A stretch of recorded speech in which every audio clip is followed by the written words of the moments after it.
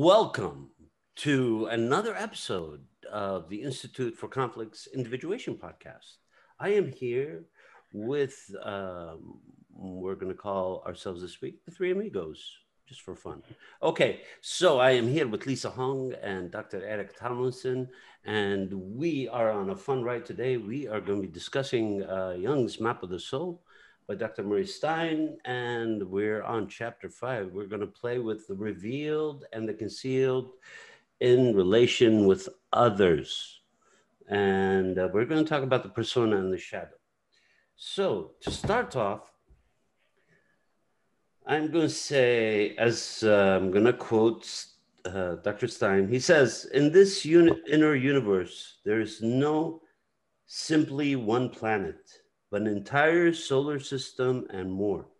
One can speak of people as having a personality, but in fact, this is made up of a cluster of sub-personalities. Stein says, Jung elaborated these. There is the ego complex. Then there are the multitude of lesser personal complexes, of which mother complex, father complex are the most important and most powerful. And finally, one finds that many archetypal images and constellations, in a sense, we are made of many potential divergent attitudes, orientations, and these can easily fall into opposition with one another and create conflicts that lead to a neurotic personality or a psychotic personality. So,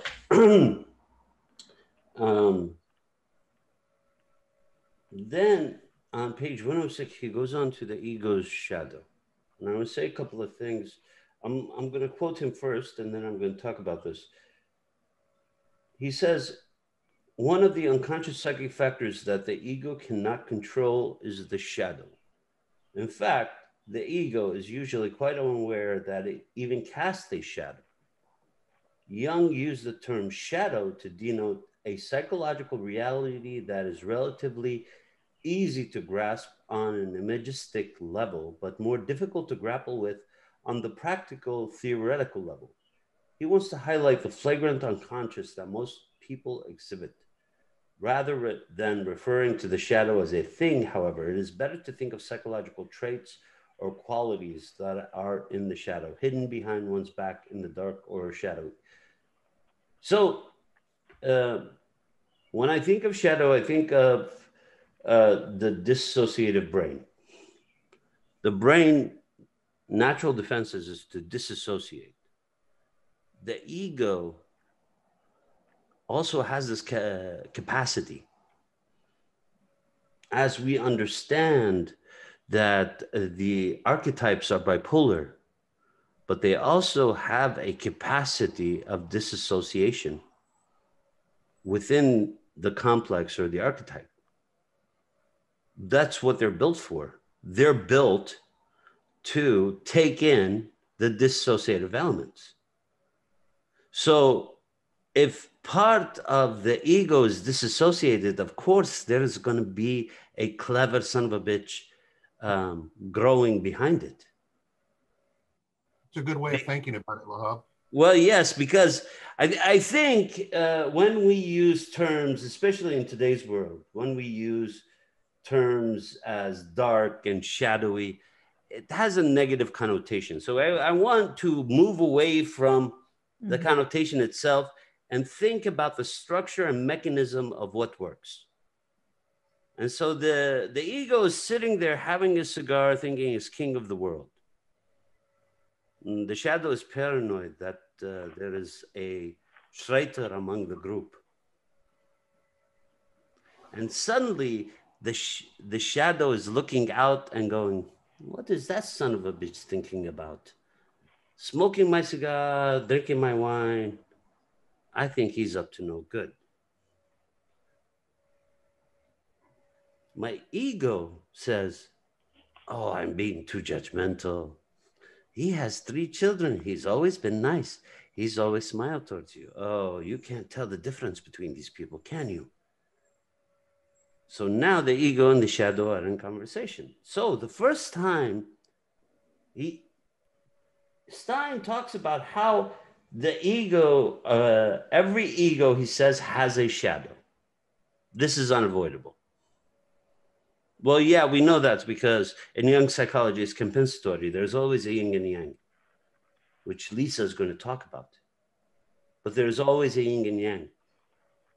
There's two opposite forces. They're not quite contradicting each other. They operate in the realm of feeding and working off each other. They're not a contradiction. So when we think of shadow, we're not thinking contradiction. It's not a contradiction. It is the element, he says, this is unavoidable and adapting and coping with the world. The ego quite unwittingly employs the shadow to carry out unsavory operations. Always sweet to say. You know, I let my covert government CIA agency take care of that. I'll talk to you later. That's not my problem. After all, we are gentlemen. We don't cross each other that way, do we? So the ego is conscious that there is a part of it that has a different idea. Not only that, sometimes a radically different idea. Sometimes a dangerously radical different idea. The more disassociated the ego, the more dangerous the ego becomes. So always think of that. The further you are disassociated from parts of yourself that can hurt, that can lash out, that can snipe at people, that can hurt people, that can push people over the edge, the more dangerous that part of you is. Because that means you're going to unleash it when you don't know you shouldn't. So, Stein says if the ego's willing, choosing, and intending are tracked deeply enough, one comes to the realm of that which is not seen. He says, he calls it darkness and coldness, where it becomes apparent that the ego has the capacity in its shadow to be extremely selfish, willful, unfeeling, and controlling. But we also call that ego. It's not necessarily, it's the way the shadow expresses it. The shadow expresses it in a very raw way. It's a very ancient way. If the shadow traits, at the bottom of page 107, he says, if the shadow traits to some extent become conscious, integrated, a person is very different from the average individual.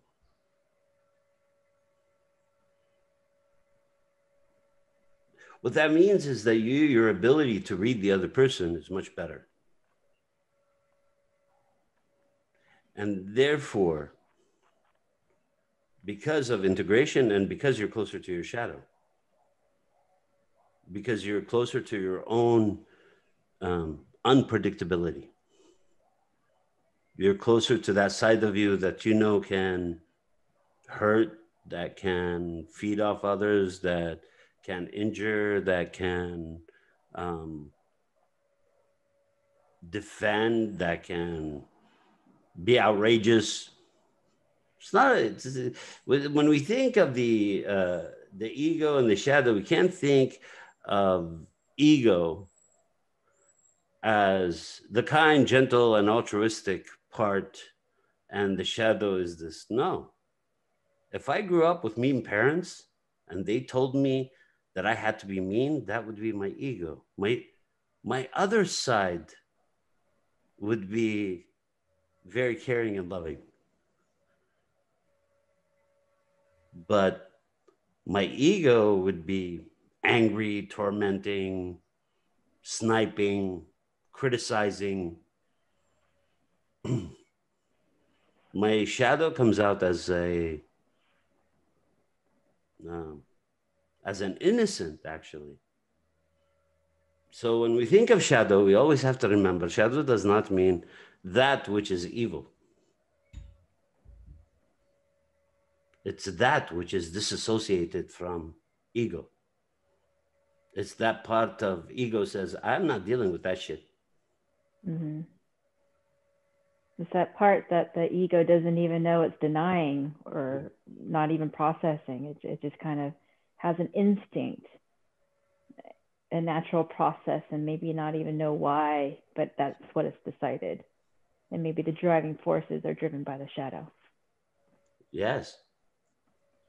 It's very helpful for me.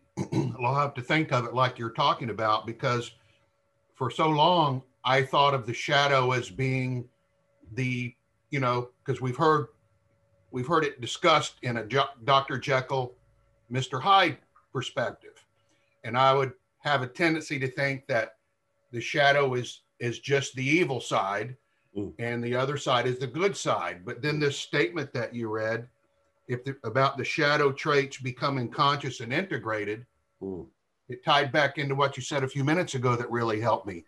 And that is, they may be opposite, but they're not necessarily contradictory.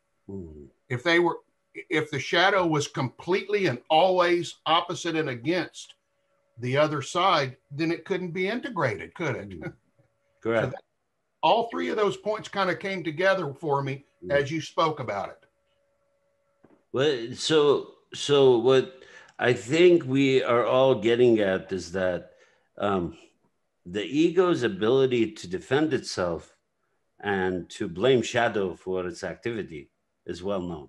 We know this all the time. We see it in the external world. It's like, oh no, that government agency, that's a terrible government agency. That's not my agency. I am going to have investigation. Of course, it's my agency. Yes, this is a terrible agency. Yes. Are we going to have hearings? Sure. But am I that outraged? Am I really that blind? No, I'm not. I did that. I can't believe I did that. And I'm chuckling to myself as I walk away. You're like talking to yourself. You're saying, oh shit, did I really do that? I got away with it too. And the more outrageous it is, the more you laugh, and the more it becomes a story. And suddenly that piece, that shadowy piece that Stein refers to, is now it's becoming conscious. You want to integrate it. You want to make it part of you.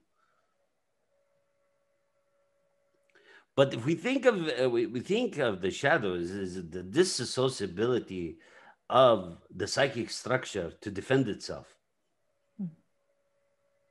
And the main component was, who is the ego? Ego, if we want to think about it, ego is the charging soldier in the world. That's our ego. We put helmet on it. We put brand new clothes. We try not to get it killed. We send it out there. We apply for a job. We don't get job. Oh, you failed me. What is wrong with you? We get very upset. We get job. Oh, you're magnificent. You're amazing. How did you do that? Right? So the ego is the soldier that we send out into the world to fight for us. In a lot of ways, when you think of like chessboards or different games, what you are seeing is the archetypal structures that are set up in the unconscious and how they move each other. You have a queen complex, you have a king complex, you have the knights, right? You have the edges, the bipolar aspect. They run straight ahead, to the side.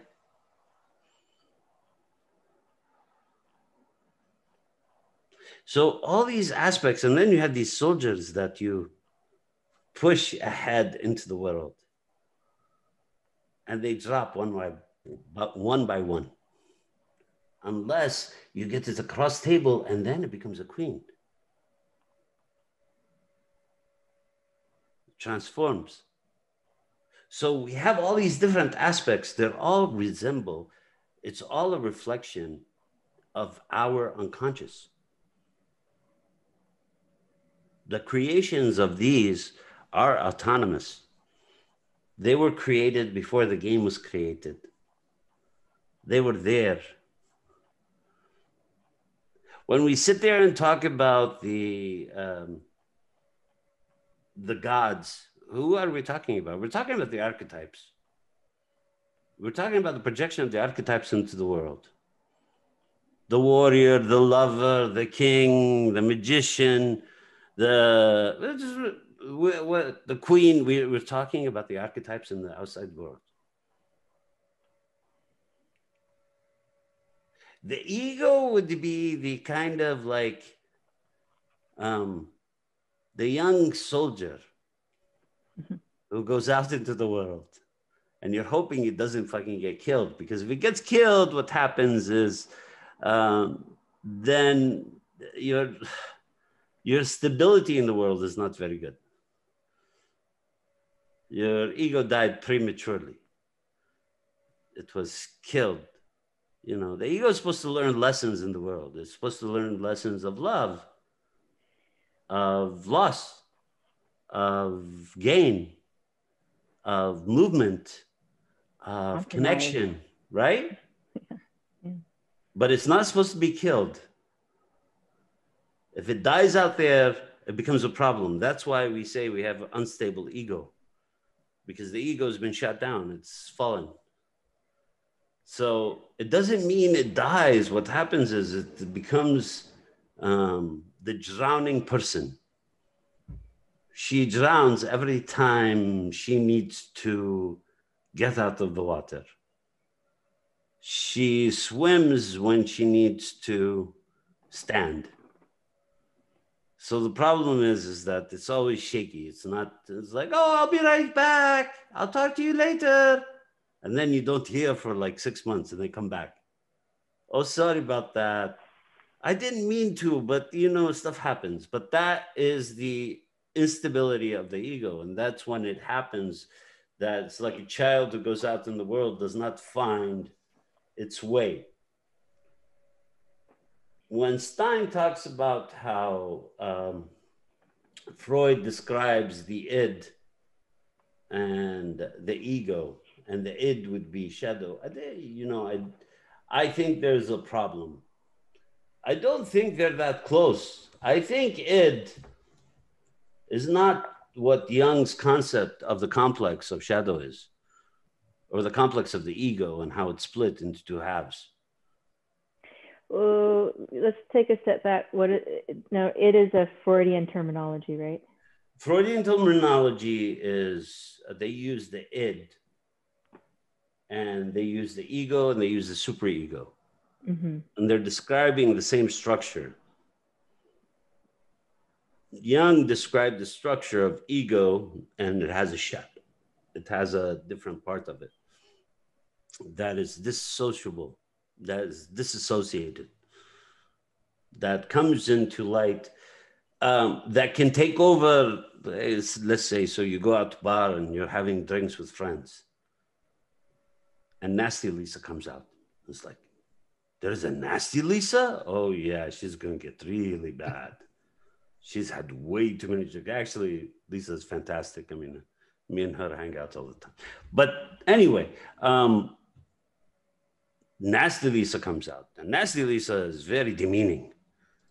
And so give too many beers to Nasty Lisa, and Nasty Lisa is gonna go off on everybody. Well, you know, what happens is not that Lisa is like split. What happens is that ego takes a break, says, oh, I'm gonna have a beer. Let them deal with the other part of me that I can't get out anytime. This seems like a very eloquent place to do it. And there's alcohol. I could always blame alcohol for it. So the idea and the concept is already out. You're already doing it. But you're rationalizing it later. Oh, no, I would never say that. Really? I said that? No, not in a million years. So is that where you'd say the platform for the shadow would come out there, because the ego is inhibited and is passed out on the couch? And so, well, no, who's driving the car now? Who's driving that? Yeah, yeah. I'm gonna take a nap. I'm gonna take a drink and sit aside. I'm gonna sit this one out. Enjoy yourself. Yeah. Yeah. You're saying that that's where the shadow has more opportunity or lesser? Well, in culture, there's places that are given opportunity for shadow. Oh, really? Yeah, of course. Because if you drink and say stupid shit, you're forgiven. You're drinking. Now you can't be too bombastic. If you become too bombastic, then you become, oh no, we can't let that person drink. But if you're like, oh, they become hilarious. They say all kinds of nasty things to you. Okay, so some people like to get insulted. But there are places where the shadow is allowed to be. For a while, it was in sports. They let fans say all kinds of nasty things. The problem is, what they didn't realize was the bigger the venue, the worse it became. Because that is like pure energy releasing itself. You cannot have that. Yeah. That's where you have like rival fans wanting to kill each other. Yeah. Gladiator games too. Yeah. So the problem is that you cannot keep pushing shadow away. This is why everything goes underground. Why does everything go underground? Well, because they're not letting you do it. They're stopping shadow activity. They're stopping all the activity that the ego thinks is going to scare people. Right. Mm-hmm. So whatever is scary about ego is blamed shadow. But it has no problem with deploying shadow. And I think this is where we go into the yin and yang, Lisa. I think because these are two forces, they're not opposing forces. You want to talk about that? Yeah, maybe I'm just going off here. My interpretation of things is just the two sides of a coin, kind of an idea, where the shadow is relative to the ego's awareness and consciousness, and it is the least aware in the shadow of the triggers or whatever is feeding the shadow in those areas there.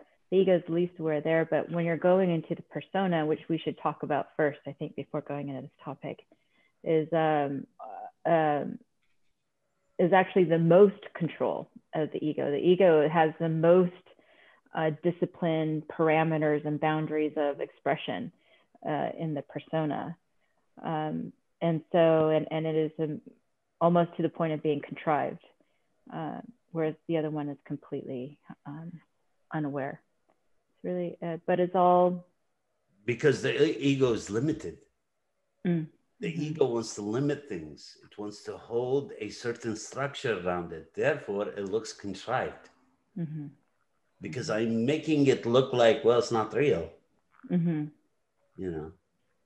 am, me, I am the greatest singer since. Okay, of course it's contrived. It's too much. Huh? Because that is pure archetype. Let's talk about the persona more. Oh, Eric. Sure. You want to introduce persona? I love the persona because a lot of people that aren't even aware of Jungian thought kind of have an idea about the persona anyway. I mean, a lot of people, I remember reading in ancient Greek culture where they would wear the mask, the persona, and we kind of view it today, a lot of people view it today as the social self. In the book, it says, it is used frequently in popular parlance, in newspapers, and in literary theory. It means the person as presented, not the person as real. In other words, it's our psychological and social construct, as he says, and it's how we come to play particular roles. We have one persona, or we're wearing one mask when we're at work, then we get, and we're happy and clapping hands and shaking hands and smiling and being supportive and all that. And then we get home and the other mask is we're grumpy and into ourselves and not social at all.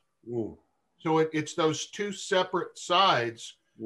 We've split off into another sub-personality. Mm. It's interesting because that way the ego is modulating its reactions. Yes, But very in much. essence, the persona, I think what Eric is saying, the persona has a life of its own. Yes. Because once you put on the mask, you are no longer whatever you called yourself 5 seconds ago. Because now you've taken a mask, you've taken on role. You know, Lisa's left her house. Now she's Miss Lisa. She's no longer Lisa. Mm-hmm. She's Lisa to certain people, not to everybody. Mm-hmm. Right? So it takes on a very different character, a different. Well, it doesn't have the lack of authenticity, let me start over. It lacks that authenticity of a complete ego because it doesn't have the breadth and depth of all the sub personas, consciousness, complexes, all the other. The very beginning of the chapter was the very first couple paragraphs of that chapter was excellent. Sorry.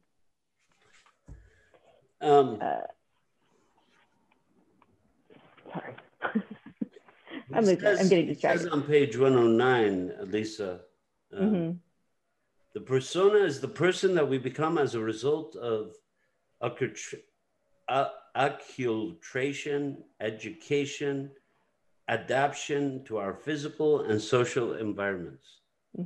But it's also what we connect to in the external environment and what it's hooking internally to us. And that's why you have, a child who wants to dance ballet in the middle of the Irish countryside and making everybody crazy. It was like, what is wrong with this kid? Why does he want? We don't have people who dance ballet because that part of you is hooked to another part. And that's why all the children want to become doctors. And then one of them says, well, I actually want to become an artist. I think being a doctor is boring, although I like all you people. So it has its own energy. It hooks us in different ways. So a persona is always, when we think about ourselves and we think about the mask we wear, it's always external, internal, internal, external. We're always interconnected. There's always energy being projected onto us, and there's always energy we're projecting onto. Those two things cannot separate themselves. So when you have ego and persona, and then you have shadow, shadow starts to play role. And I think this is where we go back to the yin and yang. By their structures complementing each other, they create a different formation.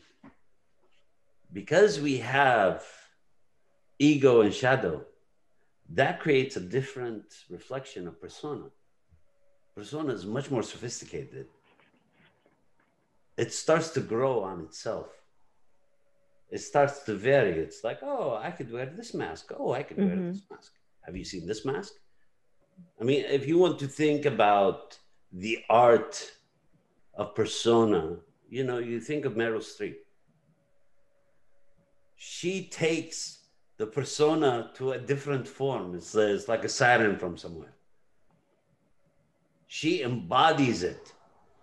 She could wear it. What a great example. She does this in very, very particular ways, and she makes it hers. And she's connected, right? So that's why I say it's an interplay between the two sides, the ego and what it likes to blame or call the shadow. George C. Scott did it as well in his portrayal of Patton. It's mesmerizing performance. Yes, he did that very well. Yes, absolutely, 100%. And sometimes what happens is you fool yourself.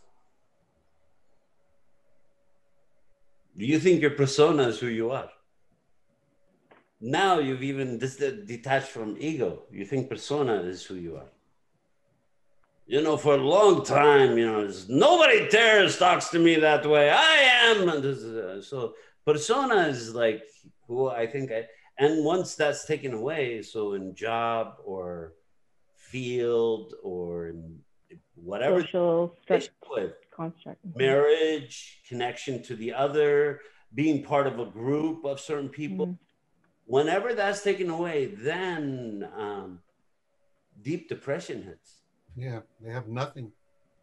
Yeah, because then they've over-identified with that side of them that was just supposed to be, as Eric put it very well, the mask you put on stage.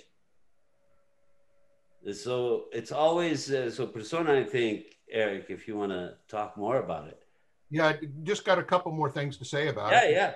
One of the things I was going to say about it that he talks about, you just covered, which is great. He says the ego tends to identify with the role it plays in life.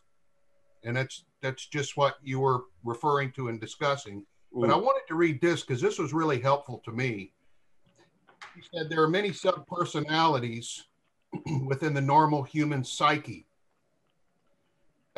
He says, then he goes on to say, however, we are not all, quote unquote, multiple personalities in a clinical sense. Everyone does manifest traces of character splitting, but the normal individual's version is simply a less exaggerated version of what is found in pathology. And that helped me a lot because I'm thinking, well, gosh, are my personas, does that mean all of my personas are completely false and dysfunctional and pathological? And as Lisa brought up a few minutes ago, which I thought was she explained a terrific way in which the shadow can use the persona for expression. Ooh. And I'm going, so my question for you, Dr. Lahab, is I'm assuming the persona has a lot of good stuff in there too. It can be real. It's not all fake. Well, it's not fake. The persona is not fake. The persona is energy. It's just energy that's being refined in a certain direction. Like a focus beam. Yeah, kind of thing. It's like a focus beam. It's like when you get dressed up for a party. You know. Or maybe like a collection of. Or could it be? Here's my metaphor. Like a collection of rules and boundaries and how we function in reaction and interaction with others can be isolated with different parameters, and but in a persona you kind of focus on one set of parameters, whereas in general when we are ourselves, our complete selves, we are using all of the personas and ourselves in judgment and feelings. And so I say to Lisa, Lisa, let's go out tonight. And I want us to play the role of contradictory partners where I say something and you say the complete opposite. And so we played this game the entire night. And so we go outside and everybody is like, why are these people together? Why are they in the same place? Why? Persona is almost like childhood. It's a game that we play. Do you see me? You don't see me now. I'm hiding. You're not even looking at me. I'm somebody else. You think I'm somebody, but you don't see me really. And this starts very, very early on. And this is part that the persona is also a deep part of the imagination. It's the imagination taking on different ways of being in the world. You know, I am going to play role of doctor. I'm going to play role of patient. I'm going to play role of crazy. I am going to play role, whatever role you want to play.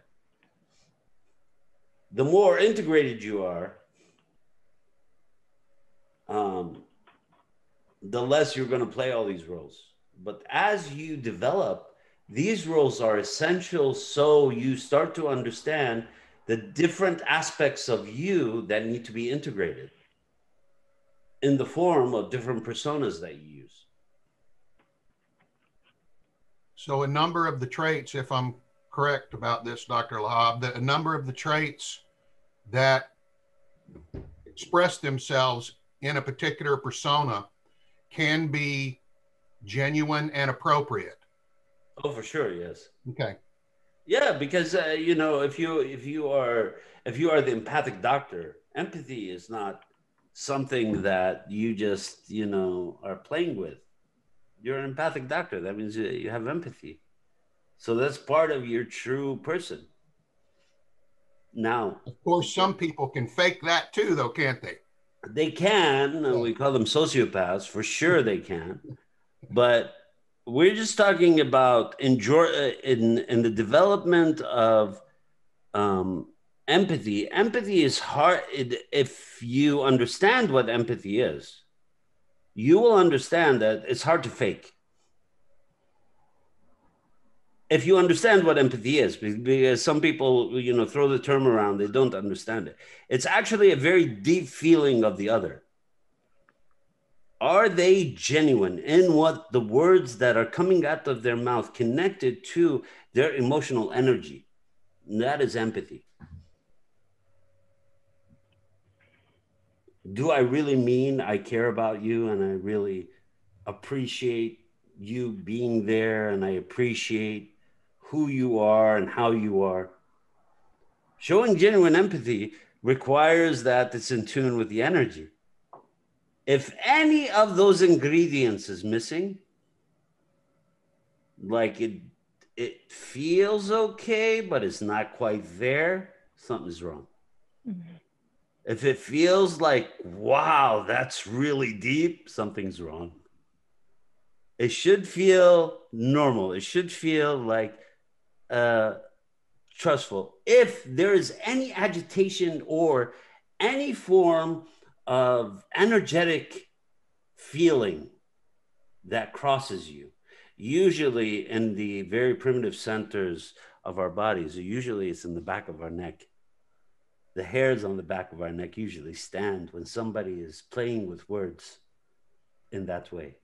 When somebody's acting really, really nice to us and they're not feeling right. So usually trust, this is when we say trust your instincts. You know, instincts, the problem is that instincts, if you don't understand them, if you don't understand they're connected to the archetypes, it's hard to trust them. But these are very ancient centers of reaction. Once you understand them, then you know. You could see this very clearly. I mean, it's like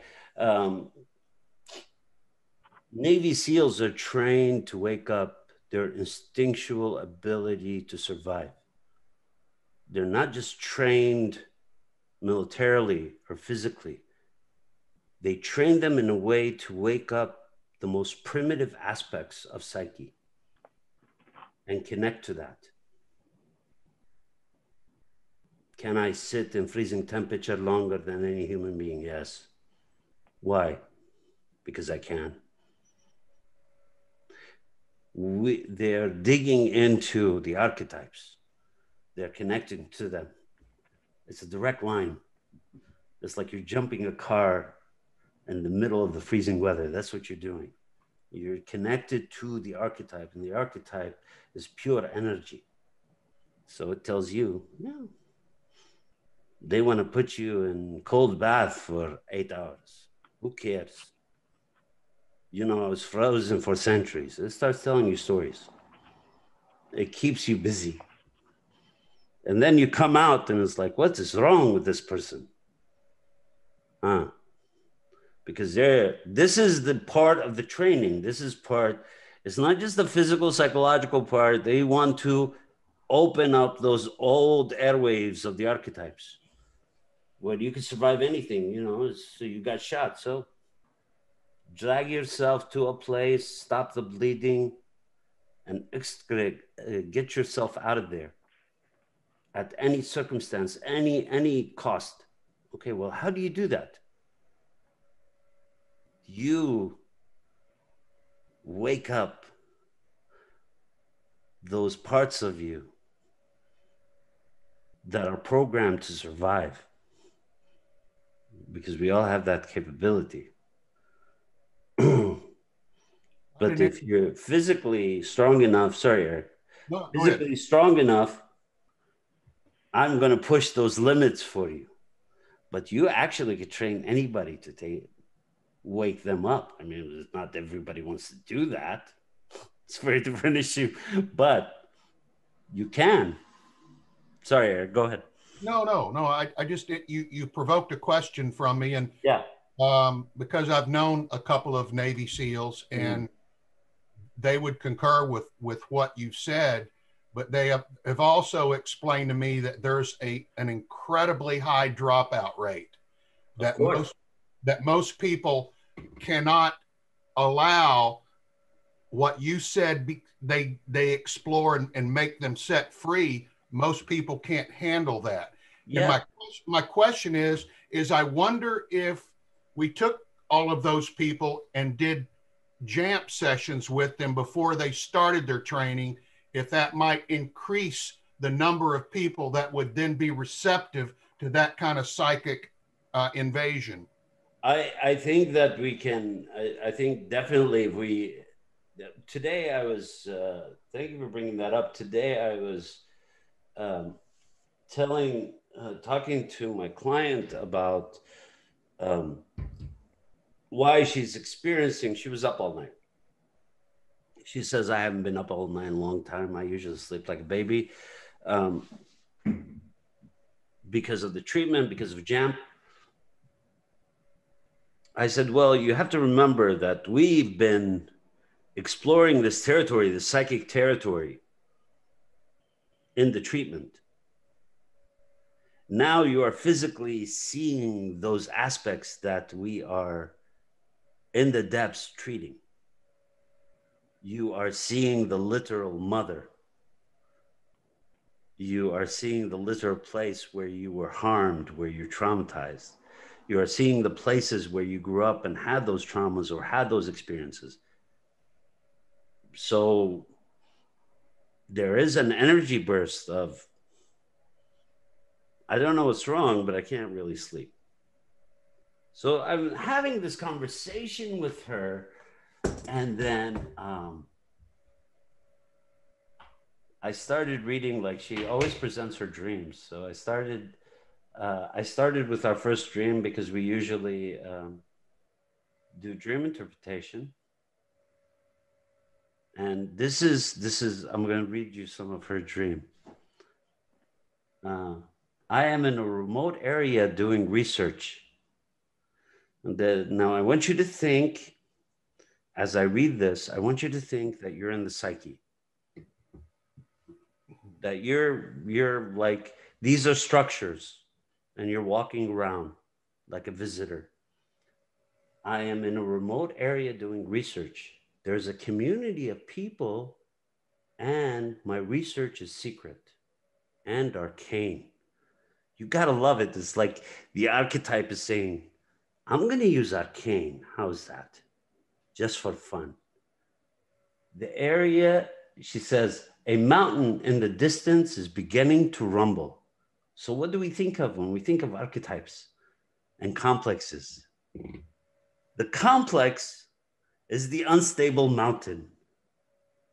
The archetype is a stable mountain. So a mountain in the distance is beginning to rumble as if it's long dead volcano coming back to life. The area is heavily forested and semi-tropical. So she associates with forested and semi-tropical as life. This is her savior archetype. Semi-tropical and forested. The people are beginning to evacuate as the mountains rumbles. More and more smoke begins pouring out of the top of the mountain. The smoke is mixed with ash and dirt from the mountain. I receive instructions to collect my research things and prepare to be evacuated. I began walking up a steep hill to a structure on another mountain. This is beautiful. This is symmetry. This is like, okay, so I'm moving in between complexes, in between archetypes. I go inside and it's furnished. Perhaps I have been living there, or at least conducting my research there. She doesn't even know. She has a home there. I go inside and it's furnished, and perhaps I've been living there, or at least conducting my research there. The research is on the veil. This is the kicker. It's on the veil between the worlds. And this community, methods of interfacing or talking between the worlds is through the veil. It's beautiful. It's poetic. And so when we talk about in the earlier chapters and the last pod, we talked about, what did we talk about? We talked about the archetypes and the archetypal energies and how they moved and how they formed. So yes, there is a veil. So this is Jamp. Now I see veil. And what else does Jung say about the psyche? It's mythopoetic. I mean, listen to this dream. There are many inscribed stones, some on strings for necklaces. There are 2 other women in destruction who are helping me with the research. We have not revealed the nature of our work to the locals for fear of them becoming fearful and driving us out or harming us. The 2 women collect the inscribed stones. So the inscribed stones, this is how we've communicated through like millennia on stones. Way before we knew paper, before.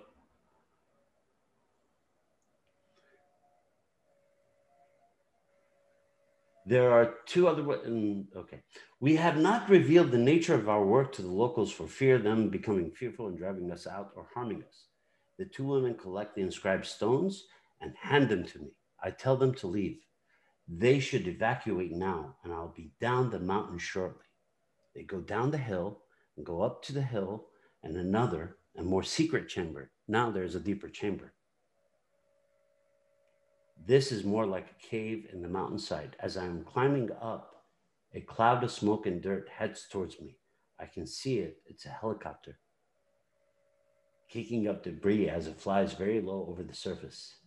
It lands near me and I stop to watch it. A man steps out, tells me that they are evacuating, that as soon as I am ready, I will also be evacuated.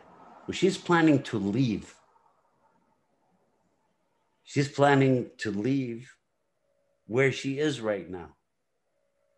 She took a trip to come see family and friends, and we've been talking about these places that she's visiting right now. In the treatment, she's being evacuated. What's happening now? She's near Spokane, and the pass is completely snowed in, so she can't seem to cross. So she's being evacuated. This is her unconscious. I tell the helicopter man that I am nearly ready, but have a few more things to collect before I have set evacuate. I continued climbing up the mountain. I entered a cave. It is furnished and comfortable and have set up several microscopic slides throughout the area. At first, I am somewhat disgusted that the 2 other women left all of the slides, but gave me all the inscribed stones. I start through the chamber of the cave collecting the slides. Okay, what are these slides? These slides are of microscopic pieces of what? Artifact. As you put all the lenses together, you get a huge picture of something. But you can't see it because they're microscopic. So you have to put them all together. So she starts collecting them because on each slide there's a microscope image, a microscopic image. This is if you want to, if you want the archetype to play with you, that's funny. You have to collect all these slides. On each slide, there's a microscopic image. Oh, you're being evacuated off mountain. Okay, so it is furnished comfortable. I have set up several microscopic slides throughout the area, and at first I'm somewhat disgusted that the two other women left all the slides, but gave me all the inscribed stones. I start through the chamber of the cave, collecting the slides. I have put all of the stones in my pockets. I am concerned that they will fall out, also that I will need my hands to descend the hill. So she's collecting ways of communication, and she's also collecting history. She's putting it in her pockets like a little kid. Not a scientist, not a researcher, in her pockets. It's like a little child. Like, oh, I need that. I need to take this. I need to take that. Like, just discovered something. There are many small cardboard boxes in the chamber cave, but they are all very old and disintegrating. I pick one up just to be sure, and the bottom has fallen out. So it's more like a tube than a box. There are many of these slides, some in holders throughout the cave chamber, and everything is dusty as if it's very old and has not been disturbed in a long time. I decide that maybe I can use a cloth and put the stones in the cloth, tie the ends together, and do the same with the slides. I want to keep the two items separate, as I am afraid the stone will damage slides, putting rocks in with glass. Periodically, I look out the front of the cave. There's an area that looks out over the valley with a tremendous view.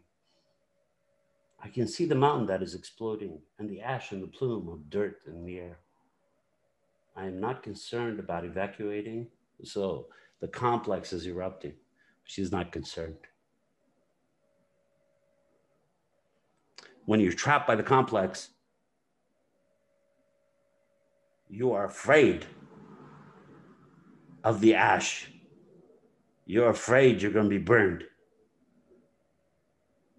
But when you're free of the complex, you can watch it explode. That's Jamp. That's beautiful. This is poetic. I mean, she said, here, get this. I can see the mountain is exploding and the ash and the plume of dirt in the air. I'm not concerned about evacuating on the helicopter nor getting out alive, as my research has connected me to a higher entity. Comma, aliens, whatever it's called. I know what I will be relocated safely. I see a pair of sneakers that I remember are mine. They are brand new and look very comfortable. I decide to put them on, as they will help me run down the mountainside quickly. I'm going to stop here, but this is beautiful. This, you know, is when you talk about this is the dream ego. And in the dream, where am I? In the land of exploding volcanoes and mountains, and I am collecting artifacts.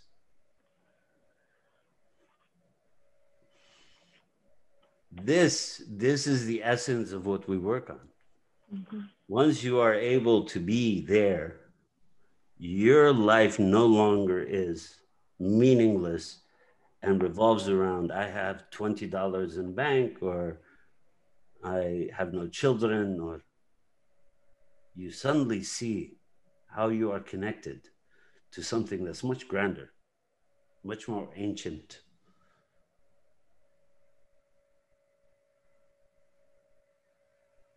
That's fascinating to me. Is it not? It just like blew me away.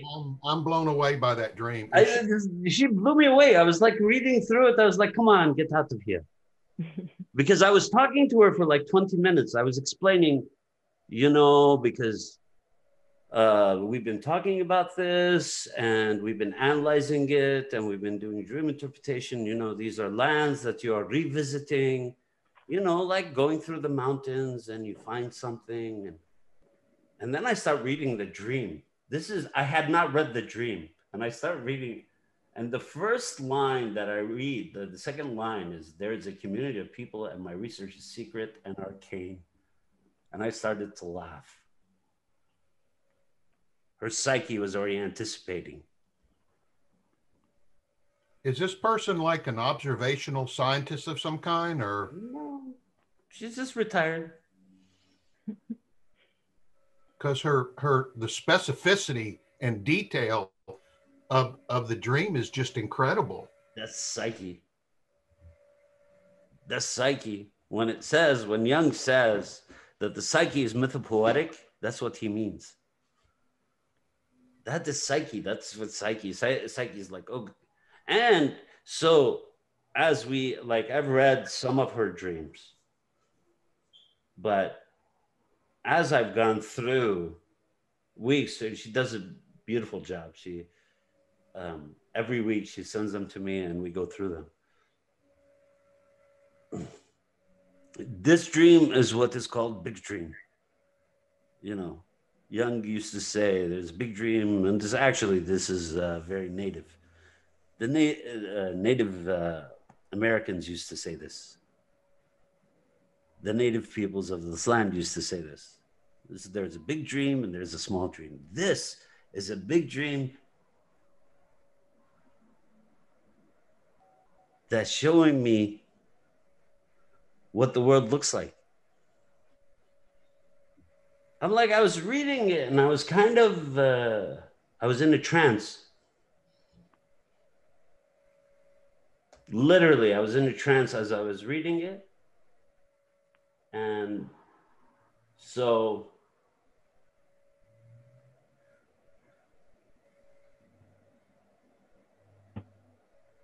and then I was like going through her dreams,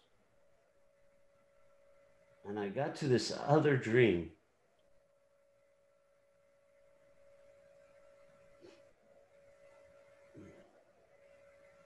And she says that this is beautiful. The character in her dream is in a trance. So I'm thinking to myself, I'm like what is going on? It feels like a trance. And then I go down as I'm reading and going through and analyzing her dream. We go to this other dream, and she says, well, here it is. I looked at Yvonne, and she is in a trance-like state as she is speaking. She's in a trance-like space as she was speaking.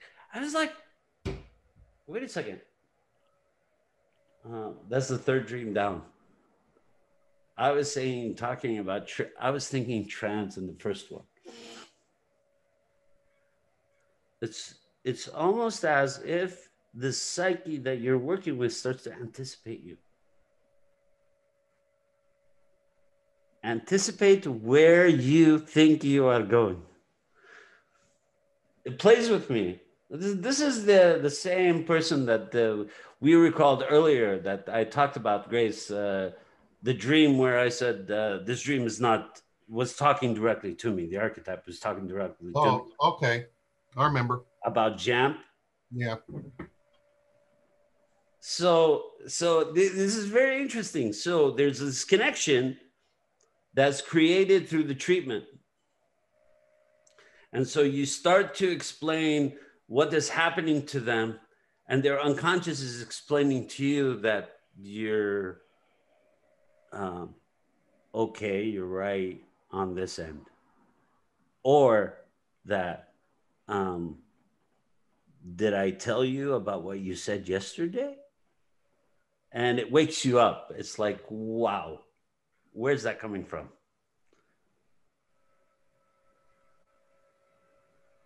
So when I think of the psyche, and I think here's, you have to be able to be playful, because psyche will fuck you up. It doesn't mess around. You have to be able to be playful, because it'll drive you crazy. Say, no, that doesn't seem right. No, what is that? No, absolutely not. You have to be able to be playful. It's like, okay, what else do you got? Tell me more. I want to go. But this, yeah, let's take it. Eric, you were going to say something? I don't think so. No. Lisa? Thanks for sharing that. That's a really wonderful way of having that perspective of your different personas and the landscape as a researcher, discovering how they communicate, how you hold yourself when something's erupting or falling apart. And helicopter comes and just right. There's a persona. I was like, well, what is your association with the shoes? She's like, I've always hated shoes. As soon as I get them like comfortable and I want to wear them, my parents would buy me new shoes and throw out the old shoes. And I would go, and I hated new shoes. And in the dream, the shoes are not only new, they're fashionable, they don't really have laces, they're cute, and they're brand new and comfortable. Like all the things you could not imagine. Because in your existence, you cannot imagine these things because that's not how it was for you. But in the dream, the archetype says, you know what? Enjoy the shoes. And in the dream, she gets a little, the ego gets a little tight, and she wants to tie those, like there's two strings, shoestrings hanging out, but they're just supposed to be decorative. She insists on tying them just in case shoes come off. So there's that still personal struggle, even when the collective is telling you it's okay. Enjoy the shoes. So then you could tell it's like, oh, I'm still holding on to this. I haven't figured this out, but it just resolved it for you. Because she had to talk about how she felt about shoes that were more designer that they made. She's like, oh, don't get me into this. I don't want to talk about how the shoe industry treats women. I said, no, sure, go ahead. They make these like really nice tennis shoes, but they're not practical. Like they look like tennis shoes, but they're not practical. They're not comfortable.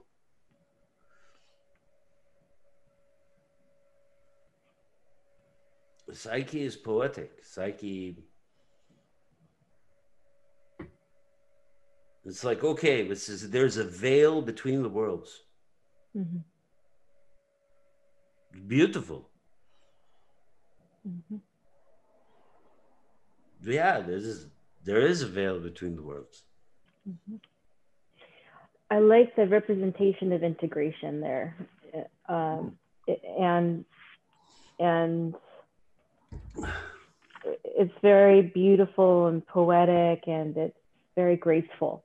And I also I'm gonna draw this back to the shadow and the persona and the integration of the shadow and persona.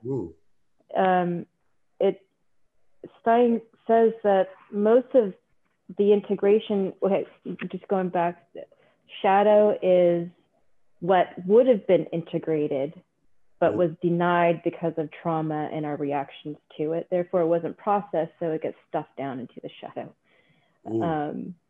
Or was it accepted?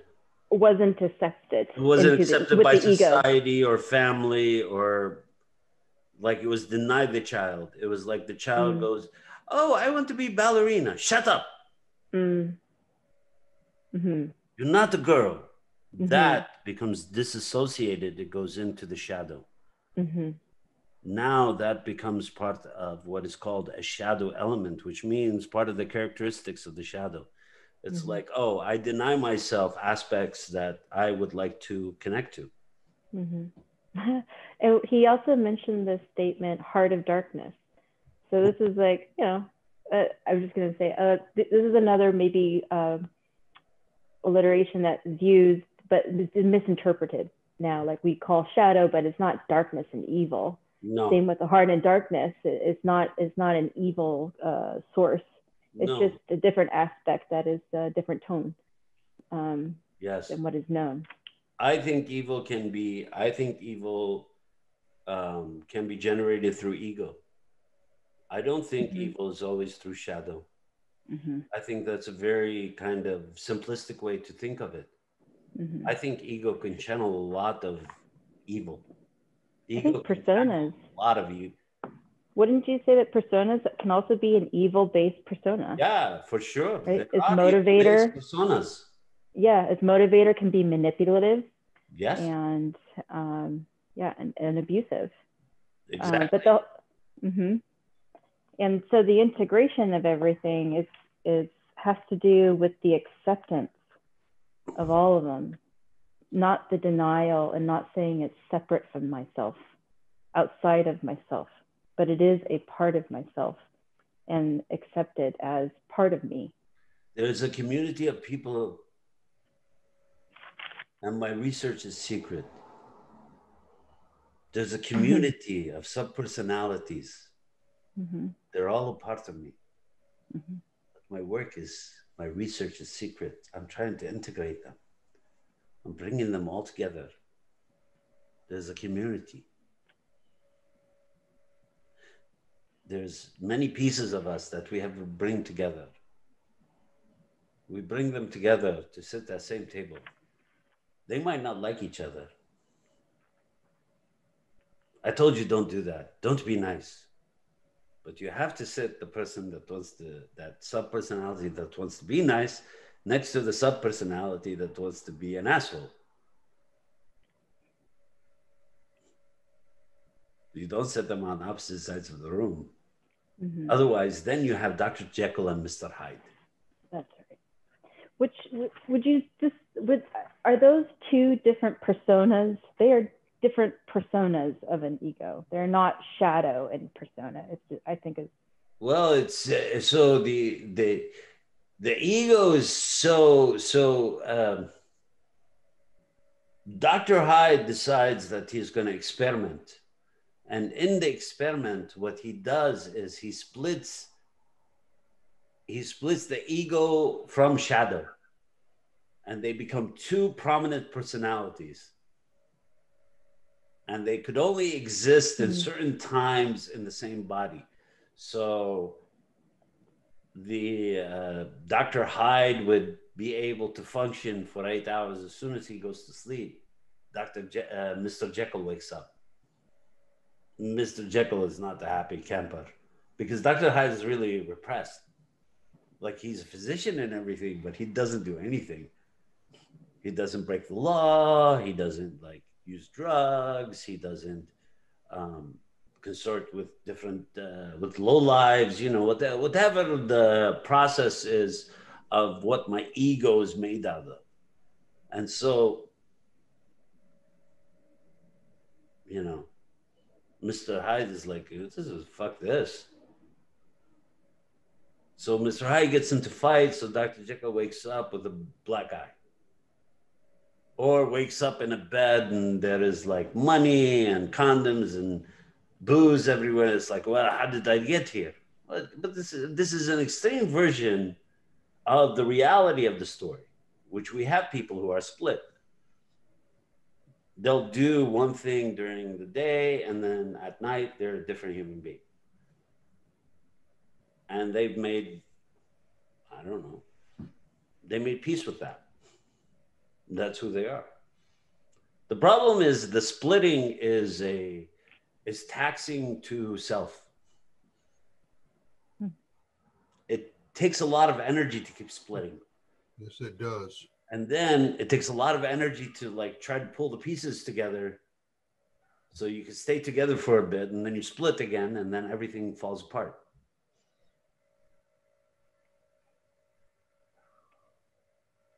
You know, and it's talked about different terms. It's talked about as breakdown. It's talked about as dissociation. is talked about as splitting. There are different ways to talk about it, but that's what you're saying. But is there a part of us that could function as an independent personality of the rest of the parts? Sure. It's not very difficult. The question is that means our ego is not stable enough to hold everything in line and keep everybody kind of moving along.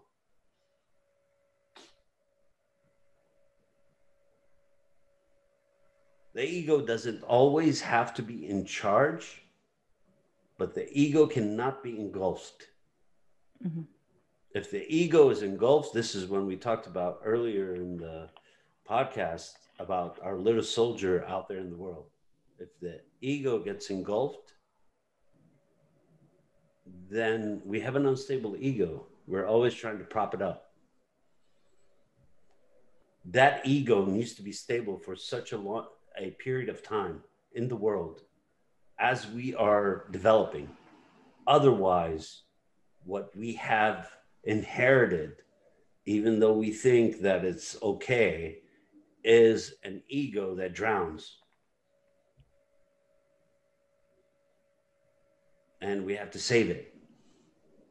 Come on, you can do this, you can do this, you can do this. The integration of the ego is very important for the development.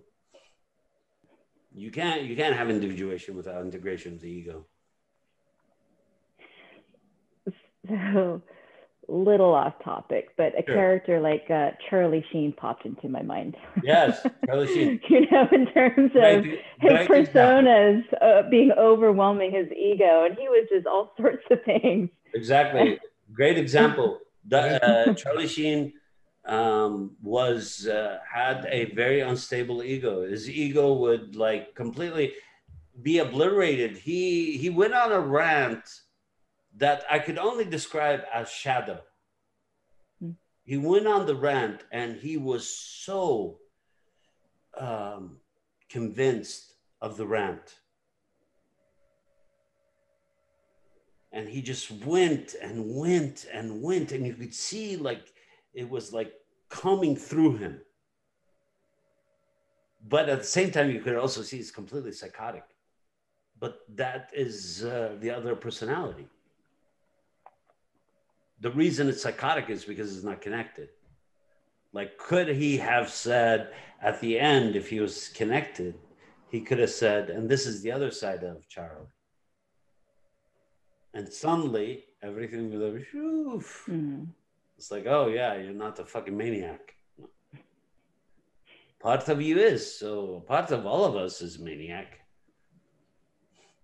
Yeah, there are people who tell other people, it's like, oh, you don't want to get to know me. You're not going to like me if you know me. We know there are different pieces of all of us floating. That shouldn't be scary. Any other thoughts on our persona and ego? Shadow. Because we were talking about the ego complex. I'm curious about the yin and yang that we talked about earlier. Okay. Go on.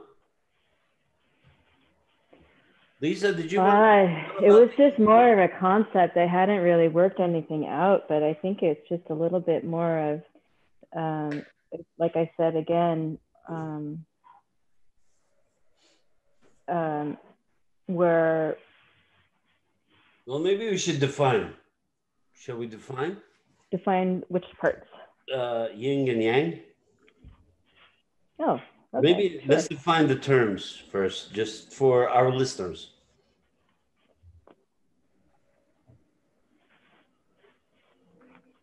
Do you have a reference?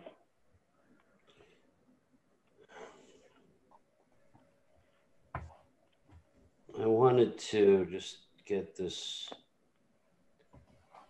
He says the persona will at most form a close wrapping around the side of the ego that faces out into the social world. but people will usually still recognize a difference between role and true inner identity. The ego's core is archetypal as well as individual and personal. This is still a small point of reflection. The center of the I, the archetypal side of the ego's core, is pure. I am, a manifestation of self, is simply an I amness. So I remember, um, Eric, why don't you say something in regards to the persona? What are your thoughts, Eric, about the yin and yang? When I mentioned it, what? Well, I'll give you its definition. Yeah, go for it. In ancient Chinese philosophy, Mm. yin, Y-I-N, and yang, Y-A-N-G, is a concept of dualism, describing how seemingly opposite or contrary forces may actually be complementary, interconnected, and interdependent in the natural world, and how they may give rise to each other as they interrelate with one another. Mm. And I thought, wow, that's exactly what you were talking about earlier, Lahab, Dr. Lahab, when you were mentioning the how the shadow works, and how the shadow is not just an opposite in and of itself to the ego. No, it's not in a subordinate position at all. And how they interrelate and work, and you even use the term they feed off each other. Well, Jung got the concept from yin and yang. Okay. From that definition that you just read. Oh, I didn't know that. Oh, yes. So his concept of ego and shadow came from that concept itself. You mean persona and shadow, or ego and shadow? Ego and shadow. Okay. But that's where he got that. He got that from the yin and yang. He describes it. That's why I thought I'd find a quote, but he describes it from that exact space, because he understood it from that space. He understood that this is an archetype, and the archetype itself has two sides. I think he could have refined it more, but I think because it's one of many concepts that he had, so I could see how it got like shuttled, because he'll go into many different concepts. But this concept itself, it's a self-propelling energy, right? So read the first part of the definition after what yin and yang mean. Just underneath, you said how they interact. You mean? Yeah. It said that they are seemingly opposite or contrary forces. So they're seemingly opposite or contrary to each other. So there's an ego, there's a shadow. So they're almost, they look like they stand against each other. But, Eric, go on. Oh, I'm sorry. That's okay. But they may actually be complementary, interconnected, and interdependent. Okay, stop right there. So complementary, interconnected, interdependent. So yes, they complement each other on the one end. So ego is not strong enough to stand up to bully. Shadow comes out and punches bully in the nose. So suddenly they're complementing each other. Because now ego is like, oh, I'm scared. Shadow is like, oh, screw it, I'm not. It's a good example. Right? So that's complementary. And what else? They're complementary, Eric? Interdependent. Interdependent. I need you, you need me. We are not apart. I need you. Right? As much as ego says I could do it alone, it's not true. It's when you are down and you're around your luck, you hear that voice in the back of your head. It's like, fuck that. We could do this. That voice. And what is the last part, Eric? It said they can actually give rise to each other as they interact. So they fuel each other. Yes. Yeah. So they move through the world as a fuel. So when Jung says that when you sit in therapy and become conscious of your ego, shadow is becoming conscious of shadow. It doesn't matter that you're becoming conscious. Even the parts of you that were unconscious are becoming conscious.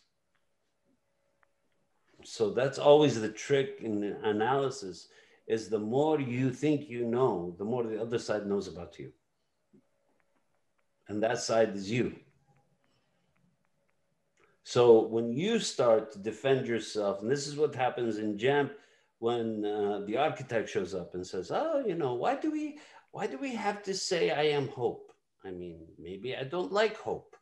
Maybe hope is not important. Okay, why am I arguing so hard against hope? Hope is a positive energy in the world. Hope is something that moves us forward in the world. Why am I arguing against this so much? Well, what I am arguing against is the archetype. The complex is running me around in a circle, is sending me out to places because I am running away from the exploding volcano. I'm not watching it because I'm not detached from it. I'm hooked by it.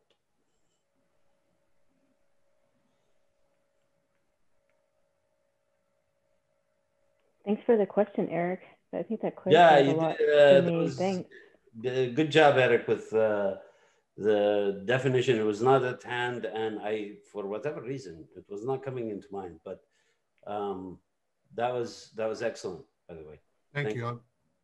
I want to be helpful. Well, with that, I am Dr. Lahab Al-Samurai, and you have been with us for the Individuation Podcast. The IFC's Individuation Podcast is regularly scheduled. We release on Fridays. We're also releasing Dr. Alan Guggenbuhl's interview. He is part of our sister institute in Zurich, the Institute for Conflict Management and Mythodrama. It's under the acronym or the pseudonym IKM, just in case you want to look up Dr. Alan Guggenbuhl. So to Lisa Hong, thank you very much for being with us today. To Eric Tomlinson, thank you for... Thanks for having me, Lahab. For carrying us today. No. We are the Institute for Conflict Individuation Podcast, and we will be back next week. Next week, we are doing Chapter 6. Is that correct? I think that's correct. We're doing Chapter 6, and Chapter 6 is the way to the deep interior. We get a little funky. The anima and the animus, the other yin-yang symbols in Jungian psychology, the symbolic next week, feminine and masculine of the psyche. Have a good week.